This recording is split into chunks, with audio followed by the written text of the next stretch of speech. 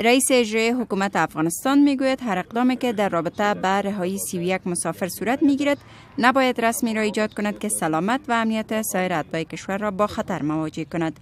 عبدالله روز جمعه در دیدار از تحسن کنندگانی که به هدف رهایی این مسافرین در شهر کابل خیمه برافراشتند گفت حکومت در این رابطه تصمیمی را اتخاذ خواهد کرد که آنان را به هر دو هدف نزدیک بسازد.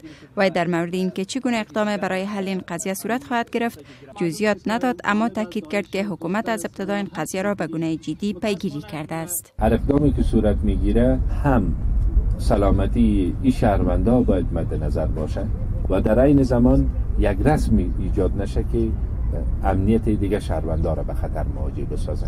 اما در مورد مشخص که چه اقدام بهترین اقدام است و چه اقدام میتونه که ما را به اردو هدف ما نزدیک بسازه مشخص صحبت نمی‌کنیم. هر اقدام باید هر دو مسئله مد نظر باشه. آقای عبدالله گفت حکومت در مورد این قضیه بی‌تفاوت نبوده، تدابیر اتخاذ گردیده و اقدامات لازم انجام شده است، اما به گفته وی به خاطر مسئولیت 31 مسافر جزئیات آن نشر نشده است. وی پیشنهاد کرد تا چند عضو از خانواده این مسافرین در یکی از جلسات شورای امنیت اشتراک کنند و از تمام جزئیات اقدامات اتخاذ شده در رابطه با این قضیه آگاهی حاصل کنند.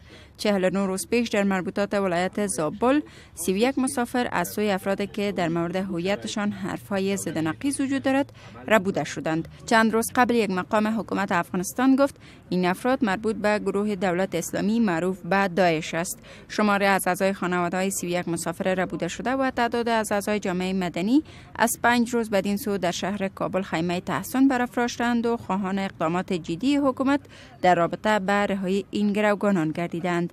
در این حال خانواده‌های این ربوده شدگان به نقل از مستفیدان ولایت زابل و غزنی که با ربایندگان گفتگو کردند میگویند که گروگانگیران در بدل رهایی این 31 تن خواهان رهایی 12 همکارشان شدند که در نزد حکومت افغانستان زندانی‌اند. شماری از اعضای خانواده‌های این ربوده شدگان از حکومت می‌خواهند تا به هر شکل ممکن حتی در صورت تبادله زندانیان برای رهایی این 31 تن اقدام کند.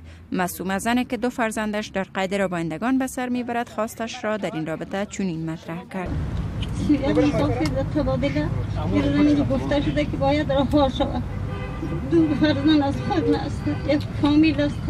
بسیار خواهش میکنم راه من دور آیا راه من روی خواب مانده اسیر. بسیار تشکر میکنم به شما. خواهش داریم که از 31 مسافر رها شود.